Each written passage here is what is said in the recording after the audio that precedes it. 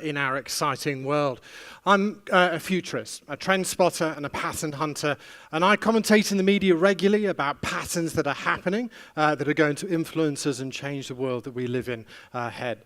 Times definitely have never been as exciting as what they are here today, and the next 3 years of innovation and change that we're going to see in our world are going to shape and define the next 100 years in a way that we have never seen before in history. This now is our industrial revolution. I did used to have a real job, though, before I became a futurist. I used to have an office that I went to and a desk, and I even had a lanyard that I put around my neck every day. I was the first ever CDO, Chief Digital Officer, for Mars. Brands like M&M's, Snickers, Milky Way, Pedigree, Dime, Whiskers, Uncle Ben's, Master Foods. They're all under the Mars umbrella. In fact, there's about $2.5 billion worth of brands right here in Australia in Mars. And I was their first ever CDO, architecting the digital strategy on how we would use digital to engage not just our staff internally within the organization, but also our customers on the outside. This Chief Digital Officer role is one of the latest C-level roles that we've got in organizations now. The other one that's coming around the corner is the Chief Data Officer, somebody that's empowered to make sure that every part of business today is using data, and that's super important. Some people will tell you that we're in a technology revolution. That's happened. If anybody tells you that, they're crazy and they need to be shot. We are now in a revolution of experiences. The big disrupting factor for our world today is entire industries are transforming overnight. It is now the pace of change that is disrupting our world. The speed at which our world is operating, our ability to be able to keep up with that pace of change is what will define our relevance going ahead into this next world. And driverless technology is something that's becoming more and more mainstream. I saw this article as I was boarding a flight towards the end of last year, and it really stuck out to me. It was a company here called Otto. And Otto had launched in the US. They were a silent startup for a while, and they suddenly went public. And what they said was they would be able to make any truck that was on the road since the year 2000 driverless by fitting radars and cameras to them. Fascinating stuff. But the really interesting thing that stuck out to me is they said their products would be ready in less than 12 months. Now that is the disrupting factor in our world. We would have read an article like this a few years ago, and it would have said it would take a few years for this technology to be able to even go through prototyping. It is this pace of change now that is changing the world. The interesting thing is Otto was founded by 40 ex-Google engineers. In fact, one of the people was the ex-head of Google Maps. They all left and went and started up this company. The bit then that happened at the end of last year, just after this article came out, Uber acquired Otto. It was their first ever acquisition they had ever done. So that's how powerful this is now. Otto have since been making driverless truck deliveries already in the US. Budweiser is a client of theirs. They made a trip already in the US where they delivered by driverless truck cases of Budweiser across the US. But here's the thing, this driverless technology is actually yesterday's news. This is no longer the future. You can go and get a Tesla today that is loaded with technology and it's actually fully driverless.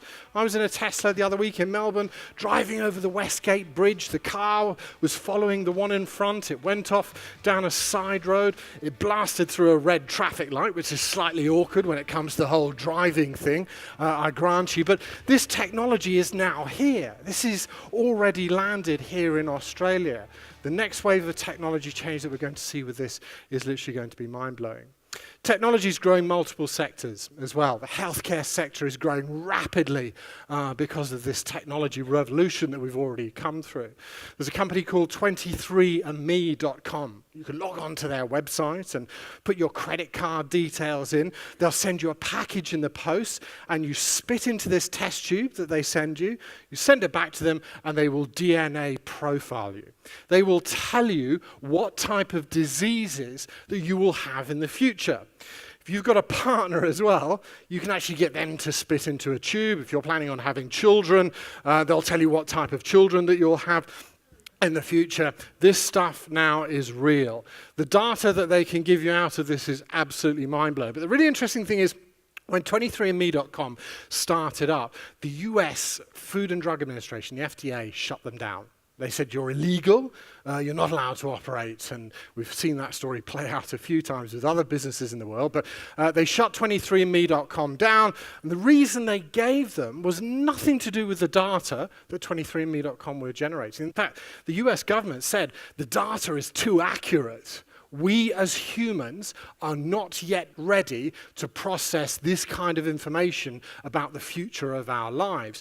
The infrastructure that is set up in our world today within the healthcare service is not yet ready yet to process the wave of people that will come through wanting to fix up the future of their lives. So, like any good startup, they shut their servers down, they moved to an island off the coast of the US, they restarted back up again, and they continue to operate. So the US government then decided actually they weren't going to go anywhere and has now worked out a framework for them to be able to operate. Anywhere in the world now you can log on to 23andMe.com if you've got the guts to get out the insights about your future life. I haven't done it yet, but I understand it's really exciting. Now, I'm always looking about what's coming around the corner, what is in our future here in Australia. When I first arrived in Australia about 7 years ago, I realized the passion that Australians have for sheds. Now, I don't know if any of you have been to the UK any time in the last 20 years, but when we have a shed in the tiny back gardens that we live in, they literally are these small, pokey little wooden things. When I came to Australia and saw a shed in regional Victoria, this thing was a monstrosity. It had bedrooms in, it was 2 stories, it had a kitchen. This thing was a house. And it got me thinking, actually, the future of our world is about sheds. And here's why. Hewlett and Packard, one of the biggest technology companies that started in our world, they were formed out of a shed, this one here. In fact, Larry and Sergey also formed Google. The biggest data company we have ever seen in our modern world was formed out of that very shed there. Steve Wozniak and Steve Jobs founded the biggest company that has ever existed in our world out of that shed there as well. So the future of our world is about thinking like we're in a shed. It's about behaving like an entrepreneur and thinking like a startup. And in order to do this, you need to split the world into 2 categories. The first one is banana plantations. Now, banana plantations are like big old world organizations, the banks that are in our world. These are businesses that have been around forever and ever. They're multinationals, they've got lots of offices around the world, but everybody in those businesses, all the people that work in those businesses, they go to work thinking about bananas all day long. They go to work thinking about how they can grow more bananas more efficiently out of the land they've got, how they can grow bananas all day long and extract more and more out of that land they've got. They go home thinking about bananas and they come back to work thinking about bananas. Their entire lives are consumed about thinking about bananas. That's all they do, everyone in the business. Startups and entrepreneurs, however, they live in the rainforest. The rainforest is an exceptionally dangerous place to go. You can go into a rainforest and be bitten by a snake and die instantly. That's how dangerous that place is. The interesting thing is, though, the reason that startups and entrepreneurs love going into the rainforest is because you could find a spider in that rainforest that will cure cancer all around the world. And it is for those world-changing opportunities that we continue to see startups and entrepreneurs loving to go in the rainforest. So the way that banana plantation owners now are responding to this is by sending their staff on secondment into the rainforest to bring some of that culture back. Because let's face it, the structure of our businesses today aren't exactly set up for the best innovation that we've seen in our world. Businesses now need to have liquid structures. They need to be able to transform themselves literally instantly. And this is where startups and entrepreneurs have the edge. They restructure their organizations on the fly based on what it is that they see in the world that's needed. We are only halfway there. This is the crazy thing. Everything we've seen over the last few years is only a taste of what is to come around the corner. And technology like this has been mind-blowing. I mean, the Atari games console. Who recognizes this in here? Come on, you're a brave lot. The oldies are straight up at the back of the corner up there. This was a crazy piece of tech. I remember when Dad brought this thing into our living room. He had a big brown box. He came through the front door. We had no idea what was in this box, but he unpacked it.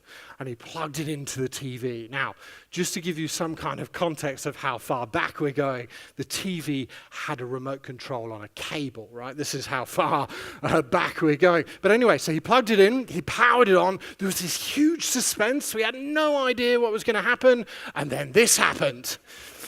Now, this dot bouncing around on the screen, this was the future. This was where the world was going. We had never, ever seen anything like this before in history. And this just gave us a taste of what was coming around the corner. Technology was now starting to move into our homes and create us experiences. I used to have friends that would come on their BMX bikes from miles away just to see this dot bouncing around on the screen. Now, if you remember that, do you remember this? Yes, I think we might be in the geriatrics conference here today. Anyway, moving on slightly awkwardly. So this was my first technology experience when I was then at school. And many of us will remember something very similar to this. We had a computer lab. God forbid those things still exist anymore, but we had a computer lab in the middle of the school. There was this big U-shaped desk around the corner of the room, and these were stuck all the way on them. We had no such thing as internet back then to use, but the amazing thing that we could do was use these devices to send a message from one computer to the other one sat next to us. And that, for us, was the crazy world that we lived in.